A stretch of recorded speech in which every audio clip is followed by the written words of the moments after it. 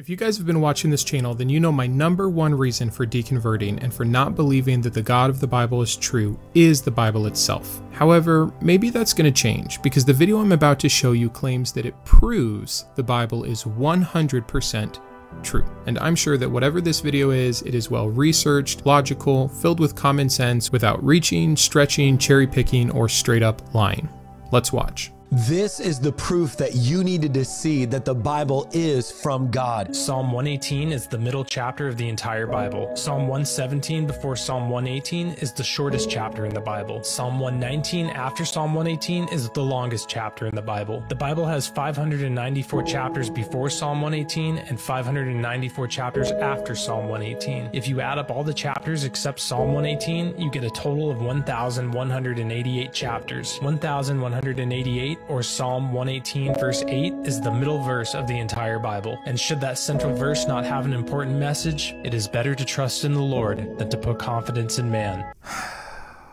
Okay. Before I reveal to you just how ridiculous this video is, let me tell you what today's episode is all about. Today we're looking at how shamelessly people try to make claims for the Bible, God, divinity, truth, etc. using really poor and weak methods. Between this video and the video I'm going to show you in the later part of this episode, we could just wrap this up as the problems with biblical numerology. And yes, that's a thing, and you would be amazed at how far it reaches. Just look at the comments on the video I just shared. People are absolutely amazed by this. This counts as proof to them. They are sharing this without regard. Their faith is being heightened, etc. So you may be a Christian watching this saying, well, that's silly. That's not the reason I believe. I don't think you understand just how many of the claims that you have accepted as part of your personal truth come from equally weak methods of argumentation. Today we're focusing on this, but in doing so, we're going to get to cover a few of the logical fallacies that believers like to commit. So, where does this first video go wrong? Well, it's true that the Protestant Bible has 1,189 chapters, no matter how you split it. It's a good thing they used that canon and not, say, the Ethiopian Orthodox canon at 1,394 chapters or the Eastern Orthodox canon at 1,383 chapters. Cherry picking the canon you want to use this off of is a good step for using numerology to prove that the Bible is true. But Brandon, those are very uncommon canons. I don't know that that would matter, but if you want to make another logical fallacy on top of this one, let's go ahead and use the appeal to majority, and instead of using the Protestant canon, let's use the Catholic canon. But if you do this, you'll end up with 1,551 chapters, and we won't get that pretty middle chapter, and all the math just fails. But that's okay. For sake of the argument, let's assume that the Protestant canon is the only true canon, and thus it was the only one that could show us the truth by using this little math trick. The problem with that is that this canon didn't have chapters and verses until the 13th century. It wasn't until the Archbishop of Canterbury, Stephen Langton, introduced chapter and verse around 1227 AD, or CE, considering the nature of this channel, that we get the traditional breakdown we're used to. Before that, the only method of segmentation was something called a pericope, which is just installing a fragment, usually based off of keyword or theme, to break up the Bible, and it was done with many different iterations and variants, and again, just would not help us with this math trick. Now, I could stop here and just say, hey, Stephen clearly made this, and he could have made this in any different variation that would not have allowed for this specific iteration of how we see our Bible today, and thus it is man-made, and thus it is not proof that the God of the Bible is real or that the Bible itself is valid. But what if God divinely inspired Stephen to do so in this correct fashion? I just want you to think about that for a second. Do you really believe that after all of those centuries, when one man finally got fed up with the way that the Bible was not structured and decided to give some order, the Holy Spirit descended on him to show him the proper way to do so that he could hide this proof in the Bible that wouldn't be discovered until the 21st century by some random YouTuber to be shared around the internet without any concern for validity? Do you think that's the way God wanted to prove the Bible is true, as opposed to, say, putting just one indisputable, hyper-specific prophecy that could be verified by multiple sources that was written at a certain time and proved to be accurate in the future? Now, before you hop on my back about all the prophecy that proves the Bible is true, we're saving that for another video, but let me just assure you the evidence is almost as weak as this. So far, if you weren't born to the right place that happens to use the Protestant canon, and you weren't born to the right time that happens to be after the 13th century, we can't prove that the Bible is true. So then maybe all the iterations before this weren't true.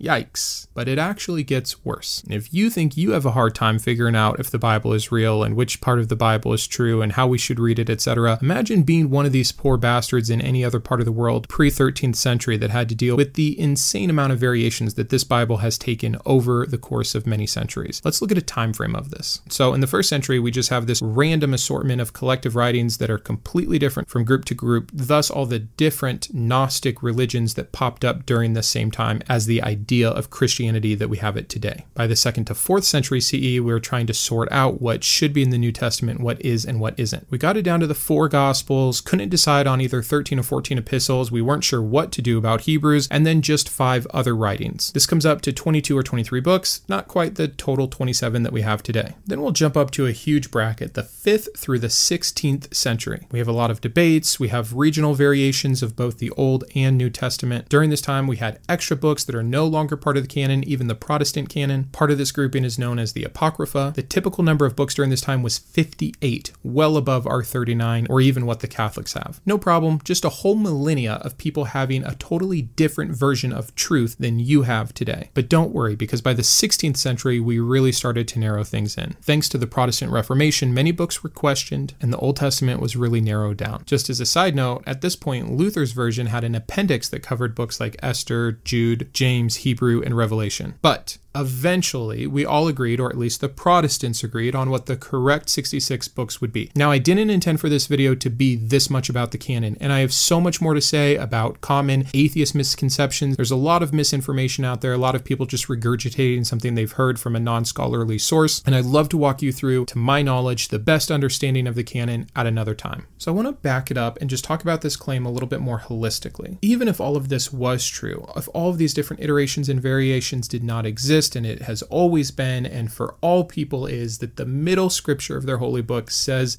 this. Would it matter? Would it mean anything? This belief of some hidden meaning needs to be examined in and of itself. We should be examining these claims based off of logical criticisms. This would include things like history and context, the concepts of subjectivity and cherry picking, contextual interpretation, mathematical coincidence, and skeptical analysis. There's a pretty number for you. 7. Doesn't mean anything. On top of that, we could have even done this another way. They got the middle verse by coming in from both ends. But the way they presented it is that Psalm 118 is the middle chapter. If Psalm 18 is the middle chapter, one could just look at the middle verse of Psalm 118, which is not 8, it's 15. And it reads, "Shouts of joy and victory resound in the tents of the righteous. The Lord's right hand has done mighty things." I guarantee you, if they had done this other way of getting to the central verse in the Bible, they would have used something like, oh, the tents of the righteous. The Bible is like a tent, it's a covering, and you uncover it, and it's righteousness. And the Lord's right hand, what do people predominantly write with? Oh, their right hand. The Bible was something written. Written by whom? God. God's right hand. Look, it's all right here. You can do it with anything. Look, I'll make up my own right now. Let's pick a number. What's a biblical number? Let's do a bad biblical number. Let's do 666, the mark of the beast, or the devil, or Antichrist, or however you want to interpret this. Let's just go to the 666th verse of the Bible, which happens to be Genesis 31, verse 1. Jacob heard that Laban's sons were saying, "Jacob has taken everything our father owned and has gained all the wealth from what belonged to our father." Oh my gosh. Verse 666 is about Jacob. What does Jacob's name get changed to? Israel. The Antichrist is Israel. It's not a person, it's a whole group. Or maybe the Antichrist is coming from Israel. We've cracked the code. It makes sense it would come from God's own chosen people. And how much further down the verses do we find out that Jacob becomes Israel? 27 verses later. That's how many chapters are in the New Testament. Look, it's all making sense. No, it's not. None of that makes sense. But I guarantee you, if I put it to some pretty music and did a little bit more explaining with some really nice visuals, I could get this thing shipped around the internet. You can do this with anything. So, speaking of just completely manipulating numbers, let's look at a second video. Now, this video doesn't make some of the big bombastic claims, but this individual has a channel where he does a lot of this kind of thing, and in this particular video, he's going to show us the significance of the number 12 in the Bible. Let's watch. Jesus had 12 disciples. Jesus was 12 years old when he was found in the temple. 12 basketfuls remained when Jesus fed the 5,000. Jesus healed a woman who had been bleeding for 12 years. Jesus brought back to life the daughter of Jairus when she was 12. Jesus said the 12 apostles would sit on 12 thrones and judge the 12 tribes of Israel. When arrested, Jesus said he can call on 12 legions of angels. 12 spies scouted the promised land. Jacob had 12 sons.